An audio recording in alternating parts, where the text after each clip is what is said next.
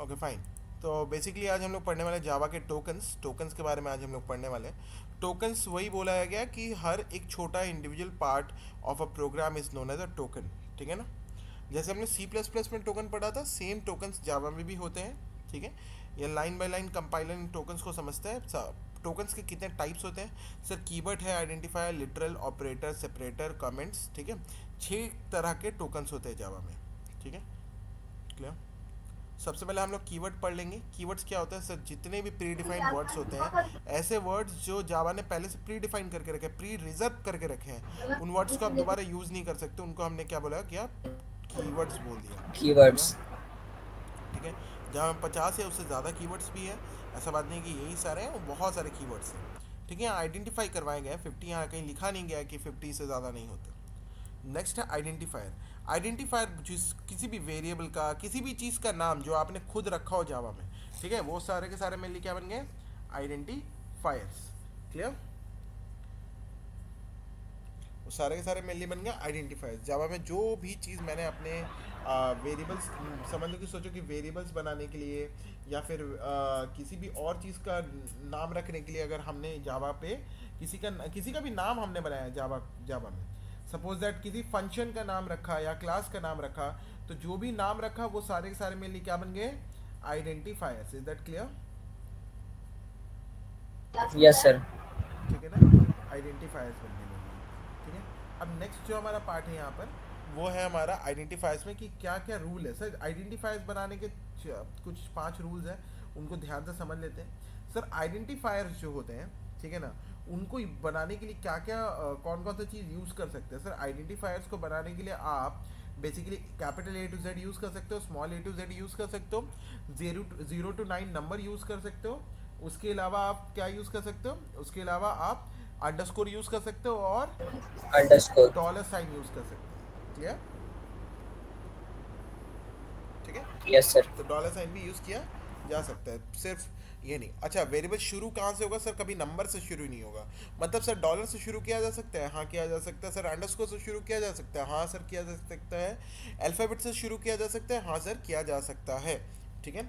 और अगर देखा जाए कि बाकी नंबर से क्यों नहीं शुरू किया जा सकता है, नंबर से एक्चुअली प्लेस जो नाम होता है ना, वो एक एड्रेस की तरह परफॉर्म हो जाता है, तो न इसलिए हम लोग नंबर से शुरू नहीं करते कभी भी आइडेंटिफायर का नाम। क्लियर। सर इंड में नंबर लगाया जा सकता है, हाँ सर लगाया जा सकता है। क्लियर। दूसरा रूल है जो हमारा है कि never start with a number. तीसरा रूल हमारा ये है कि sir identifier name should be meaningful. चौथा रूल ये है हमारा कि आइडेंटिफायर का जो भी आइडेंटिफायर है, never use any special special symbol और एनी वाइट स्पेसेस। ठीक है। और फिफ्थ रूल जो है हमारा, नेवर यूज एनी कीवर्ड। कोई कीवर्ड का नाम लेकर भी आप आइडेंटिफायर का नाम नहीं रख सकते। Is that clear? Yes sir. Okay fine. Next हमारा आता है लिटरल्स। नेक्स्ट पार्ट जो हमारा है लिटरल्स। ठीक है। अब ये लिटरल्स क्या होते हैं सर? बोला गया in program a literal is a notation that represents a fix value constant. ठीक है।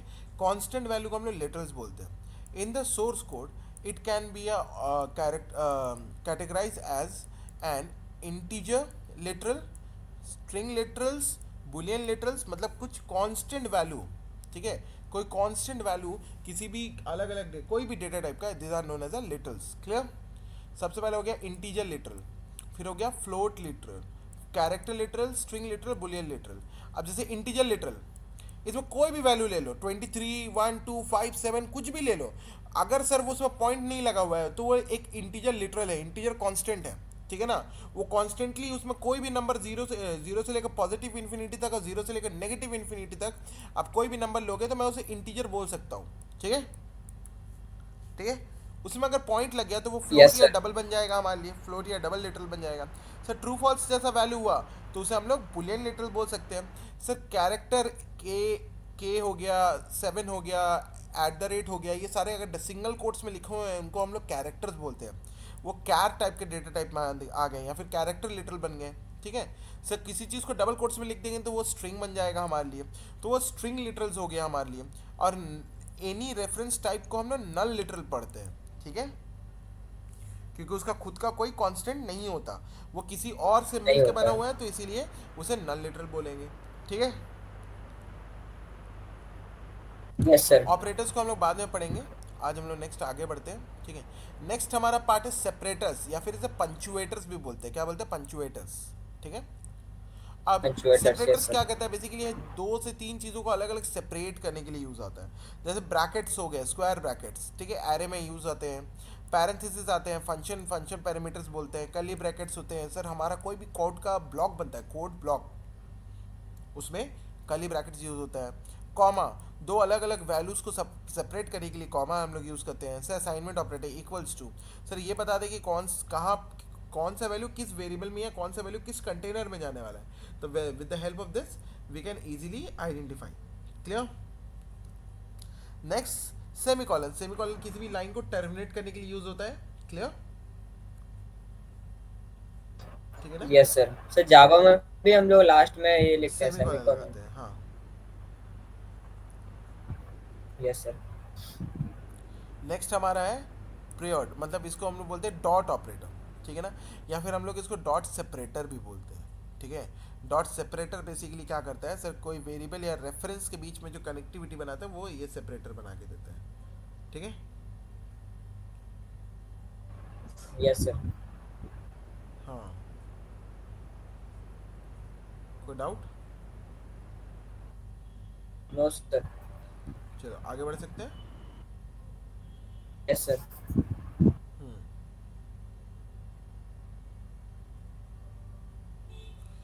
आगे हमारे पास है कमेंट्स। क्या है? कमेंट्स। सर कमेंट्स क्या होते हैं? सर कमेंट्स हमारे लिए जो भी हमारा टोटली मतलब ये रहता है ना प्रोग्राम, ठीक है ना, वो ज़रूरी नहीं कि उस प्रोग्राम को बाद में फिर से हम लोग याद रखें। या फिर ऐसा है ना कि सपोज करो, कमेंट्स का डेफिनेशन कुछ इस तरह है कि comments will be make your program code more readable. ठीक है। समझते हैं कि कल को आपने कोई कोड लिखा जो बहुत बड़ा कोड था, और आप उसे 6 महीने बाद फिर से ओपन करके देखते हैं। 6 मंथ के बाद जब आप इस कोड को दोबारा देखोगे, तो ज़रूरी थोड़ा है कि हर चीज़ जो आपने जहाँ लिखा है वो आपको याद होगा कि इसीलिए लिखा है। ऐसा नो। यस तो सर। इसी इसी चीज़ को हम लोग समझने के लिए हम लोग कमेंट्स बनाते हैं, फर्स्ट थिंग। ठीक है ना। इसी चीज़ को यस सर। समझने के लिए हम लोग कमेंट्स बनाते हैं। अब कमेंट्स में क्या है कि सर ये जो भी चीज़ हम लोग समझते हैं, कमेंट्स में जो भी चीज़ हम लोग लिखते हैं, कोड उसे क्या कर देता है? इग्नोर कर देता है। क्लियर। हमारा जावा का जो कंपाइलर है उसे क्या कर देता है? इग्नोर कर देता है। ठीक है। इग्नोर कर। Yes sir. मतलब कमेंट सिर्फ हम लोग पढ़ सकते हैं, प्रोग्रामर पढ़ सकता है, पर जो हमारा यूज़र होगा वो नहीं पढ़ सकेगा। क्लियर। कमेंट्स दो टाइप के होते हैं। Yes first sir. कमेंट जो हमारा होता है वो सिंगल लाइन कमेंट होता है। क्या होता है? लाइन ओरिएंटेड सिंगल या लाइन। Single line comments. इसको हम लोग डबल स्लैश से बनाते हैं। ठीक है। ठीक है। सेकंड जो कमांड कमेंट है हमारा ब्लॉक ओरिएंटेड होता है, जिसको हम बोलते हैं मल्टी लाइन कमेंट्स। इसको हम लोग मल्टी लाइन हाँ कमेंट्स। स्लैश स्टार और स्टार स्टार स्लैश से बनाते हैं। यहाँ तक कोई डाउट? नहीं सर, सी प्लस प्लस जैसा ही है ना सर, मतलब हाँ सी मैंने प्लस प्लस ऑलमोस्ट में भी है ना ऑलमोस्ट है, सर। जब तक ऑब्जेक्ट ओरिएंटेड नहीं घुसता है। ऑब्जेक्ट ओरिएंटेड भी yes sir. C plus plus जैसा ही है। बस यहाँ पर क्लास जो भी काम करेंगे क्लास बना के करेंगे, बहुत हद तक सी प्लस प्लस जैसा। आप सी प्लस प्लस अच्छे से समझ गए तो जावा में बहुत सारी चीज़ आप कर सकोगे। ठीक है। Yes sir. आगे बढ़ते हैं। Yes sir. है ना। आगे हम लोग पढ़ने वाले लास्ट टोकन के बारे में, जो कि है हमारा ऑपरेटर। ठीक है। अब ऑपरेटर बहुत तरह के हुए जावा में। सर अर्थमेटिक ऑपरेटर हो गया, असाइनमेंट ऑपरेटर हो गया, रिलेशनल ऑपरेटर हो गया, यूनरी ऑपरेटर हो गया, लॉजिकल ऑपरेटर हो गया, टर्नरी ऑपरेटर हो गया। ठीक है ना। Bitwise operator, shift operator. तो सबसे पहले हमारा अर्थमेटिक ऑपरेटर, इसमें plus minus divide slash multiplication and division आ जाता है। यूनरी ऑपरेटर में प्लस प्लस माइनस माइनस और नॉट आ जाता है। असाइनमेंट ऑपरेटर मतलब equals to, plus equals to, minus equals to. ठीक है। Mod equal I mean multiply equals to, slash equals to, mod equals to, है ना, और नॉट इक्वल्स टू, ये सारा आ गया। फिर रिलेशनल ऑपरेटर, ठीक है, equals to, not equals to, greater than, less than, greater than equals to, less than equals to. फिर आता है लॉजिकल ऑपरेटर, एंड, और नॉट भी आता है लॉजिकल ऑपरेटर भी, सिंगल नॉट। फिर आता है टर्नरी ऑपरेटर जिसको हम लोग बोलते हैं क्वेश्चन मार्क एंड कोलन, ठीक है। फिर कुछ बिटवाइज ऑपरेटर, और फिर shifting operator, left shift, right shift, triple shift. Is that clear? इन सारे ऑपरेटर्स के यूजेस हम लोग यस सर। समझेंगे जब हम लोग नेक्स्ट टॉपिक पर मूव यस करने सर। वाले हैं, जिसको हम लोग बोलते हैं वेरिएबल्स, ठीक है। Yes sir. ऑपरेटर्स के बारे में और अच्छे से देखेंगे, अभी बस हम लोग टोकन्स, आई होप कि सारे टोकन्स क्या क्या होते हैं आपको समझ में आ गया। Yes sir. ग्रेट। अब आता है नेक्स्ट टॉपिक पे, जो कि हमारा है वेरिएबल्स। अब जावा में वेरिएबल्स क्या होता है, या फिर वेरिएबल्स बेसिकली क्या होता है? Variable is a container that holds the value of the Java store programme some is value. Two is executed. A variable assigned with a data type, variable को एक डेटा टाइप के साथ assign किया जाता है। Variable is the name of the memory location. There are the three types of variable: local variable, instance variable and static variable. अब variable तो पढ़ा था सी प्लस प्लस में, पर लोकल, स्टैटिक और इंस्टेंस वेरिएबल नहीं पढ़ा था, ठीक है। सबसे पहले हम लोग सिर्फ वेरिएबल्स के बारे में समझेंगे, और वेरिएबल्स में और दो टाइप है, primitive variable type and non primitive, ठीक है। अब प्रिमिटिव क्या होता है, नॉन प्रिमिटिव क्या होता है, इसके बारे में पढ़ेंगे बाद में। बट अभी हम लोग इतना समझेंगे कि वेरिएबल्स क्या होते हैं। वेरिएबल्स बेसिकली क्या होते हैं, जो भी हमारे जावा में जो भी हमारा वैल्यू है उसे स्टोर करने के लिए हमें क्या बनाना पड़ता है, वेरिएबल बनाना पड़ता है। क्लियर? ठीक है। Yes sir. वेरिएबल कहाँ बनता है सर? मेमोरी में एक जगह बनता है सर। इस ब्लॉक के अंदर हमने वैल्यू रखा है 10, ठीक है ना। तो 10 किस तरह का वैल्यू, किस तरह का लिटरल है? लिटरल किस 10 तरह, 10 किस तरह का लिटरल है? स्टैटिक। अरे लिटरल, लिटरल अभी पढ़ा है ना। Literal, string literal, character literal, integer literal. Integer literal है सर। एग्जैक्टली। तो स्ट्रिंग किस तरह का है? इंटीजर लिटरल है हमारा। मतलब 10 एक लिटरल वैल्यू है इंटीजर का, मतलब अगर 10 लिखूँ मैं, 20 लिखूँ, वो सब के सब लिटरल वैल्यू है हमारे इंटीजर के। क्लियर? तो एक इंटीजर लिटरल को रखने के लिए आपको एक मेमोरी बनाना पड़ेगा। मेमोरी में एक जगह बनाया है हमने, इसके अंदर हमने वैल्यू रख दिया। अब सर इस मेमोरी में जो जगह है जहाँ हमने वैल्यू रखा, उसका एक एड्रेस होगा, होगा यस ना, सर, एड्रेस होगा सर। है ना। तो उस एड्रेस को हर हर वेरिएबल का वैल्यू जहाँ रखा, हर मतलब वैल्यू हमने मेमोरी में जहाँ जहाँ रखा है, सबका एड्रेस याद करना पॉसिबल है क्या? No sir. तो इसीलिए हम लोग क्या करते हैं, एड्रेस को ना याद करते हुए हम लोग यहाँ क्या करते हैं सर, हर एक एड्रेस को एक नाम दे देते हैं। उसी का नाम हमारा पड़ा आइडेंटिफायर, ठीक है। और उस जगह को हम लोग बना देते हैं एक वेरिएबल के नाम से, हम लोग बना देते हैं। इसीलिए नेम हमने बोला variable is the name of the memory location. Is that clear? Yes sir. कोई डाउट? No sir. ठीक है ना।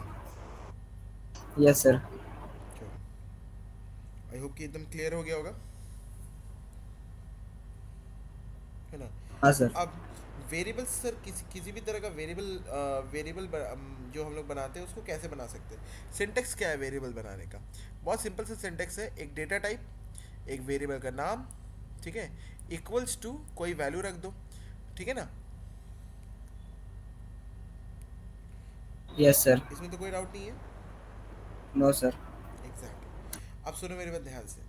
अब सर दो चीज़ होता है, एक होता है वेरिएबल डिक्लेरेशन, एक होता है वेरिएबल इनिशियलाइजेशन, ठीक है। डिक्लेरेशन एंड इनिशियलाइजेशन में क्या फ़र्क है, क्या मुझे बता सकते हो?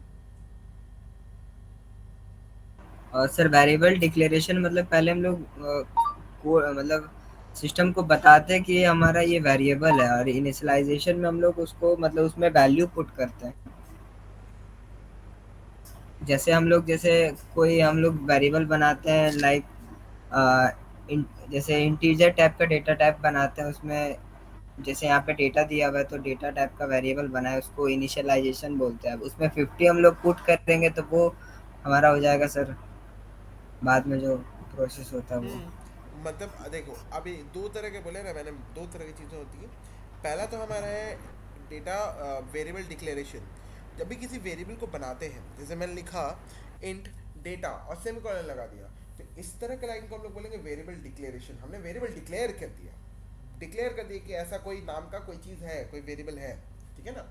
अब दूसरा चीज़ होता है वेरिएबल डिक्लेरेशन एंड इनिशियलाइजेशन। इसका मतलब ये है, अगर वेरिएबल बनाया इंट डेटा इक्वल्स टू 50, अब ये जो इंट डेटा इक्वल्स टू 50 है, तो ये क्या हो गया, डिक्लेरेशन भी कर दिया और सेम लाइन में इनिशियलाइजेशन भी कर दिया। अभी इनिशियलाइजेशन क्या यस होता सर, इनिशियलाइजेशन जैसे वैल्यू पुट करते हैं सर वेरिएबल में। है, जिससे वैल्यू पुट कर सकते हैं वेरिएबल में, इनिशियलाइजेशन हो गया।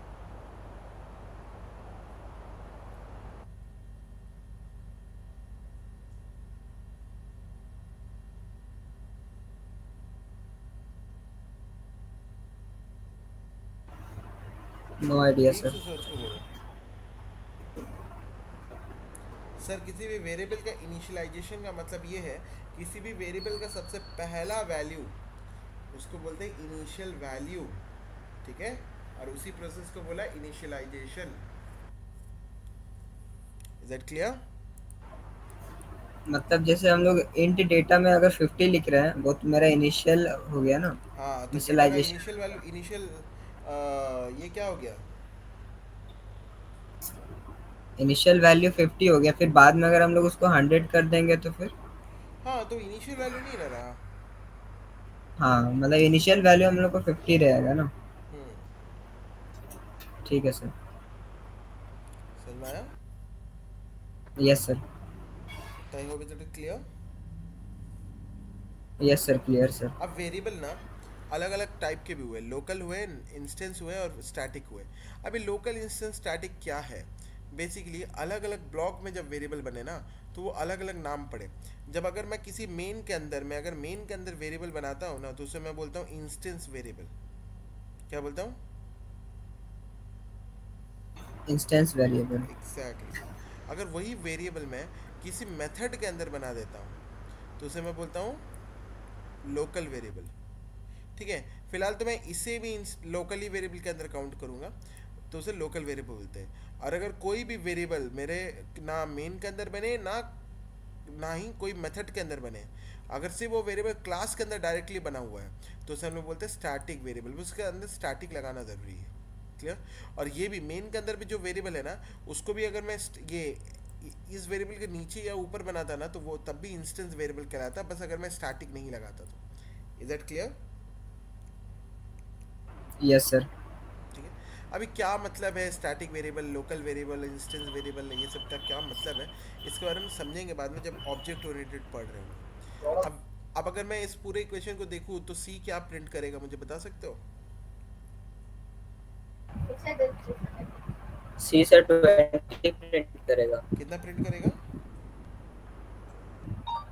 और 20। 20, एग्जैक्टली। ठीक है, आउटपुट सही है। तो, उसके बाद मैं पूछना चाहूँगा कि ये क्या प्रिंट करेगा, ए का वैल्यू क्या प्रिंट करेगा और एफ का वैल्यू क्या प्रिंट करेगा? सर ए का वैल्यू 10 होगा और एफ का वैल्यू ए होगा। एफ का वैल्यू ए होगा। ए तो एक वेरिएबल है ना। सर फ्लोट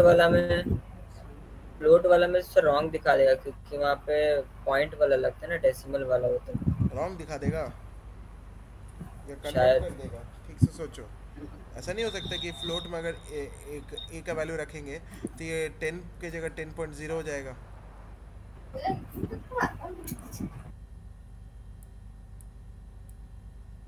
समझ में आया? सर ये समझ नहीं आया सर, फ्लोट पहले हम लोग डिक्लेयर तो ए किया है ना sir, F is equals to A declare किया है ना। हाँ, फिर एफ सर इक्वल, वहाँ पे 10.0 कैसे आ गया सर? अरे तो बाबा, ए एक इंटीजर वेरिएबल है, एफ एक फ्लोट वेरिएबल है। ए के अंदर 10 रखा, और और एफ के अंदर ए का वैल्यू रखा। जिसने 10 रखा हुआ है, ए ने ए में 10 रखा हुआ है, तो ए को हमने एफ के अंदर रख रहे हैं। तो सर क्योंकि एक फ्लोट वेरिएबल है, अगर मैं किसी इंटीजर वैल्यू को फ्लोट में रखूंगा, तो ऑटोमेटिकली तो फ्लोट में बदल जाएगा, बड़े डेटा टाइप में कन्वर्ट हो जाएगा। टाइप कास्टिंग भूल यस गए हो सर। क्या? नहीं सर, याद है सर। ठीक है ना?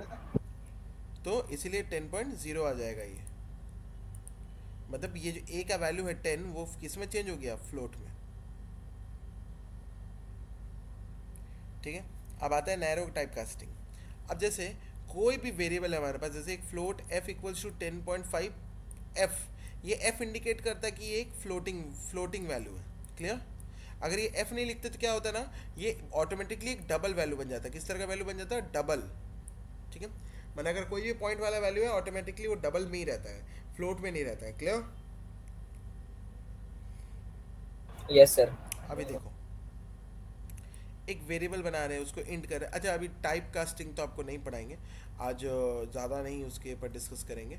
और आज हम लोग बेसिक सिंटेक्स, बेसिक स्ट्रक्चर देखेंगे कि कैसे लिखते हैं और कहाँ लिखेंगे। याद है हम लोग सी प्लस प्लस में मेन के अंदर लिखा करते थे। हाँ सर, मेन मेन फंक्शन होता था, उसके अंदर हम लोग लिखते थे प्रोग्राम। एग्जैक्टली, मेन फंक्शन होता था, उसके अंदर ही लिखते थे प्रोग्राम, ये हमें पता है। ठीक है। मैं क्या करूँगा, मैं यहाँ पर आऊँगा और मैं एक नया बनाऊँगा। देखो आईडी इस तरह खुलेगा, मैंने बताया था एसआरसी लिखा हुआ है, ये एसआरसी पे तुम राइट क्लिक करोगे, राइट क्लिक करोगे, राइट, फिर न्यू पे जाओगे, जावा क्लास पे क्लिक करोगे।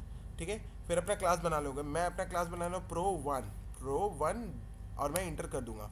ऑटोमेटिकली डॉट जावा लिख जाएगा और ऑटोमेटिकली बना देगा। ठीक है। जो भी आपका फाइल का नाम होता है, वो आपका क्लास का भी नाम सेम होता है। क्लियर?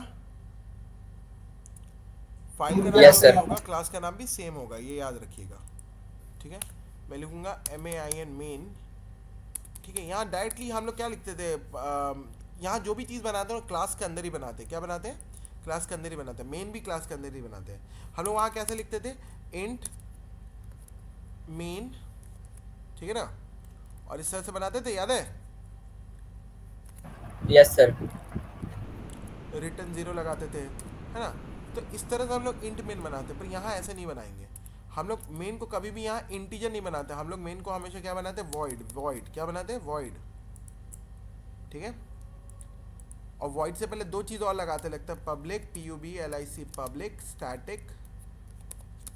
ठीक है ना? वॉइड मेन हमेशा क्या लिखते हैं हम लोग, public static void main. Is that clear?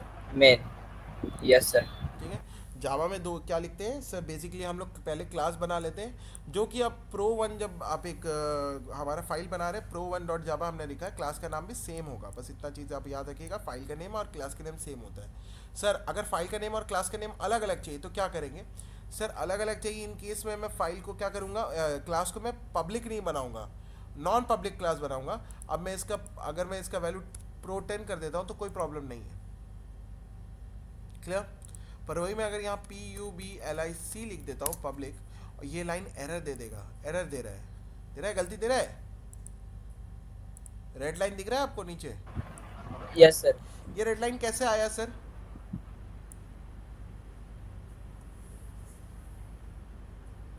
Due to interpreter.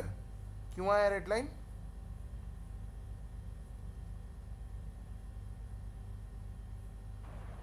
तो पब्लिक लिखे हैं इसलिए शायद। ड्यू नहीं, पब्लिक लिखा है उसलिए शायद आया। क्लास का नाम और फाइल का नाम अलग अलग कर दिया इसलिए भी आया। बट यहाँ रेड लाइन कैसे दिखाने लगा?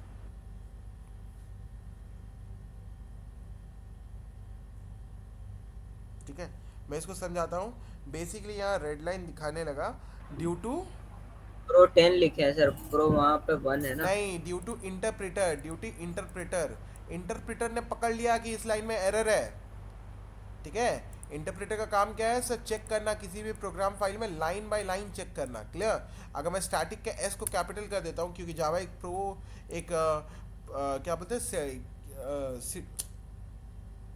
केस सेंसिटिव प्रोग्रामिंग लैंग्वेज है, तो उस केस में आप अगर कोई चीज़ गलत करते हो तो बिना उसे कंपाइल किए ही जावा बता देगा कि कहाँ आप गलत कर रहे हो। समझ में आया? अच्छा सर, हमको एक चीज पूछना था, जैसे कि अगर हम लोग फाइल का नाम और जैसे हम लोग वहाँ पे जैसे पब्लिक क्लास के बाद लिखे ना, अगर उसमें अलग अलग लिखे तो किसका? सपोज दैट अगर हम एक प्रोग्राम बना रहे हैं हेलो वर्ल्ड का, ठीक है, और हम लोग अपना फाइल का नाम रखते हैं हेलो वर्ल्ड डॉट जावा। हम्म। ठीक है। तो अगर हम लोग यहाँ पे पब्लिक क्लास के बाद हम लोग अगर कुछ और लिखते हैं तो, और फाइल का नाम कुछ और लिखते हैं तो वो रन तो हो जाएगा ना? एरर देगा, एरर देगा। एरर देगा? हाँ, उसी के लिए मुझे क्या करना पड़ेगा, पब्लिक क्लास नहीं बनाएंगे, इस क्लास को पब्लिक नहीं रखेंगे। अगर पब्लिक नहीं रखेंगे तो एरर नहीं देगा। क्लियर? ठीक है सर। पर इस केस में अगर पब्लिक ना रखे क्लास को, तो क्लास को रन करने का ऑप्शन ही नहीं है। समझ में आया? तो याद रखिएगा कि आपको जब भी क्लास, आप अगर काम कर रहे हो जावा में, तो एक पब्लिक क्लास बनाओगे और क्लास का नाम वही रखोगे जो फाइल का नेम है। कोई डाउट? No sir. दूसरा चीज़ है हमारे पास पब्लिक स्टैटिक वॉइड मेन। ठीक है, जहां हम लोग इंट मेन लिखा करते थे, उससे पहले आपको अब ये लिखना पड़ेगा पब्लिक स्टैटिक वॉइड मेन। और ये मेन किसके अंदर बनाएंगे सर? क्लास के ब्रैकेट्स के अंदर। यहाँ बहुत सिंपल सा चीज़ है, आप एकदम ध्यान से समझो। अगर यहाँ से मैंने एक लाइन खींच दिया और यहाँ तक खींच दिया, तो ये बाकी पूरा का पूरा कोड इसके अंदर आ गया कि नहीं आ गया? Yes sir. उसी तरह मैंने यहाँ से ब्रैकेट लगा दिया और ब्रैकेट को यहाँ क्लोज कर रहे हैं, तो पूरा का पूरा जो मेन है किसके अंदर आ गया सर? पब्लिक क्लास के अंदर आ गया। क्लियर? Yes sir.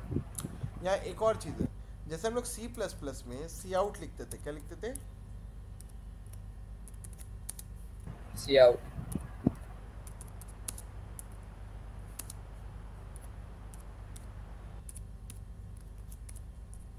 ठीक है, उसी तरह मैं यहाँ लिखूंगा system dot out dot print. और सिस्टम का जो एस होगा वो हमेशा कैपिटल होगा, और मैं लिखूंगा हेलो वर्ल्ड।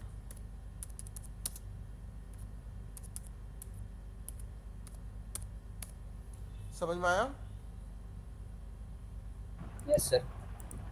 राइट क्लिक करूंगा और मैं इस वाले क्लास को, ये जो मेरा पूरा पूरा क्लास है, मैं इसे क्या करता हूँ, सेव कर लेता हूँ।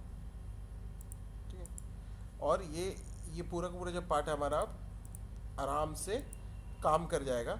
और ये क्या करेगा, हेलो वर्ल्ड प्रिंट कर देगा। मतलब जैसे सी आउट यहाँ लिखा करते हैं, वैसे ही सिस्टम डॉट डॉट प्रिंट, और उस ब्रैकेट्स के अंदर हमें लिख देना है जो भी हमें लिखना है। ठीक है?